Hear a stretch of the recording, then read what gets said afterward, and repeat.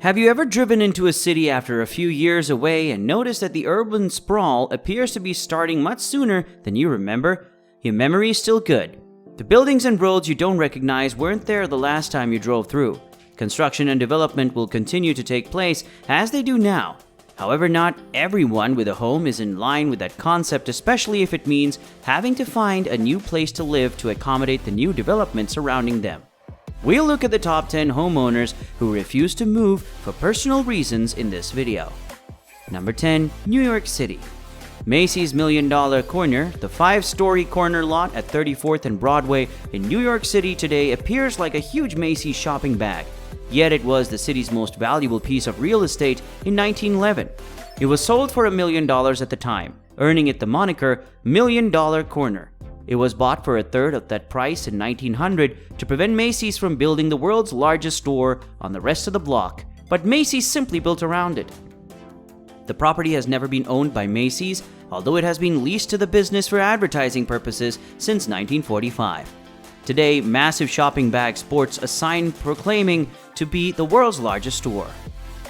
Number 9. Ruiyang, China. Zheng Mizhu stays in her half-demolished house. When a woman named Zheng Mizhu elected to stay in her half-demolished house rather than move or sell in Ruiyang, Zhejiang Province, China, she chose a risky life in more than one. Even though the water and electricity were shut off, Zheng Mizhu stood outside her nail salon in Ruiyang, Zhejiang Province in July 2013.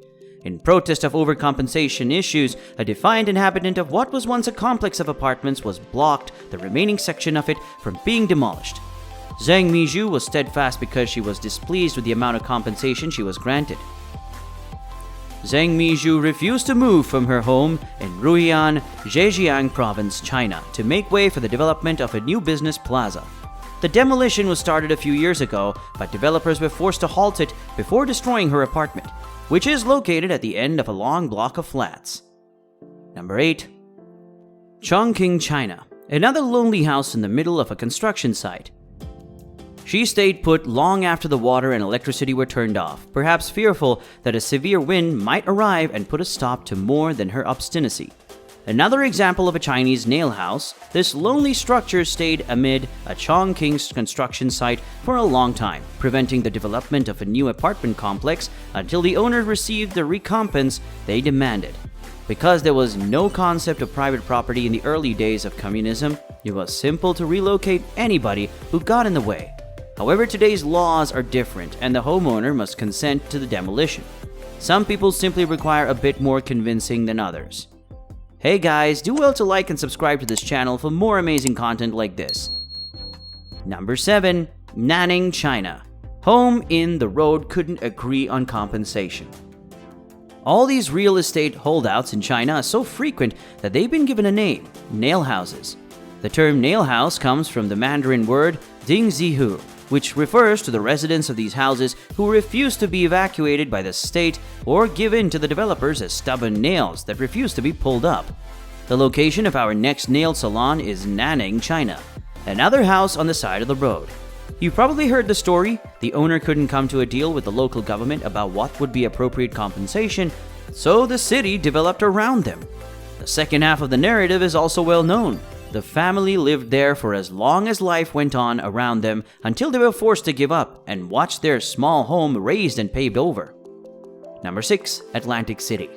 She refused to turn her home into Trump's parking lot. Vera Koken could brag and take on the president in a way that no one else could. Of course, nobody saves The Simpsons could have predicted Donald Trump's ascension to the White House in the 1990s. He was still focused on his real estate enterprise and had his sights set on a new casino in Atlantic City at the time. He needed to get rid of Vera's boarding house first, which had been sitting on great gambling land since the 1960s. She'd already turned down Bob Gussion's $1 million offer to develop a penthouse casino there in the 1970s, and she had no intention of selling out to Trump. Koken fought the city as well, and she triumphed.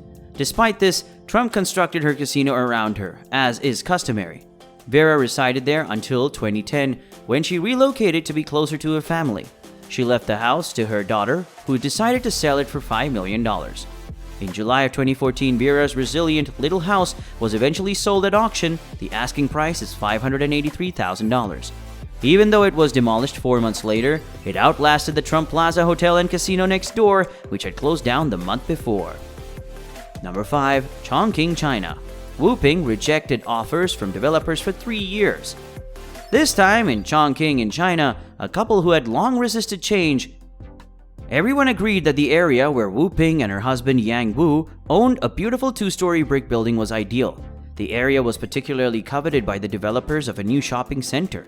Even though 280 families had sold to the mall developers, the couple refused. Even when everything, and we mean everything, was being ripped down around them, they stayed. The courts eventually ordered them to leave, but Yang snuck back in and spent another day.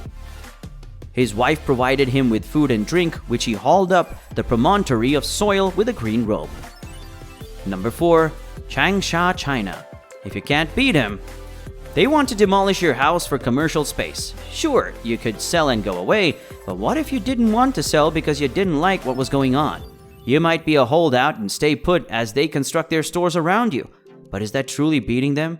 The owners and renters of property in Changsha, China decided to do just that. Because they were stuck in the center of the city's busiest commercial strip, they thought that the best way to make the most of the circumstance was to live upstairs while operating a commercial enterprise on the ground floor. Number 3. Wenling, China. Luo Baojun lived in a half-demolished house in the middle of the road. How long do you think you'd be able to survive stuck in a house in the middle of a busy road? The answer was over a year for a 67-year-old Chinese duck farmer, Luo Baojun, and his family.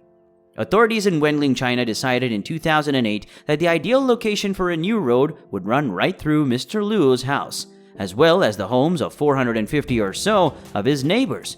Offers to purchase the properties were made and everyone calmly accepted the government's decision. Except for Mr. Luo, who is stubborn.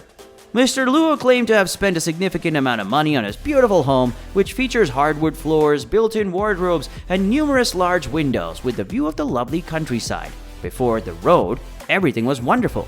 As a result, when he was offered a third of the price he paid to develop it, he turned it down.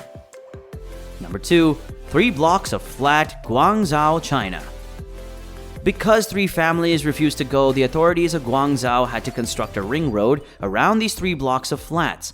These nail house owners are frequently uncompensated or undercompensated for the demolition of their dwellings, leaving them with nowhere to go.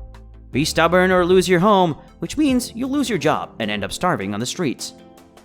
Number 1. Salah Al-Jani's Coffee House, France. Salah Al-Jani refused to sell the coffee shop he had worked in for 46 years, even though it is the last standing building in what used to be a historic neighborhood of Roubaix, in northern France. After all, many people hesitated to have their property demolished, at least at first, until they get a good price or see that everyone else is selling but them. But neither of the above reasons satisfied the 71-year-old firm owner.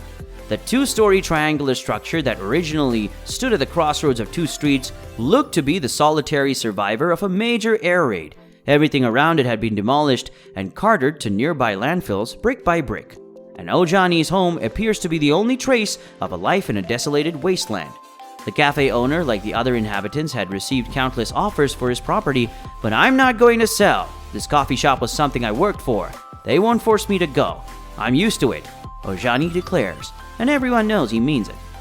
Thank you so much for sticking with me until the end of this video. If you found this video interesting, kindly give us a thumbs up and don't forget to subscribe to the channel as well.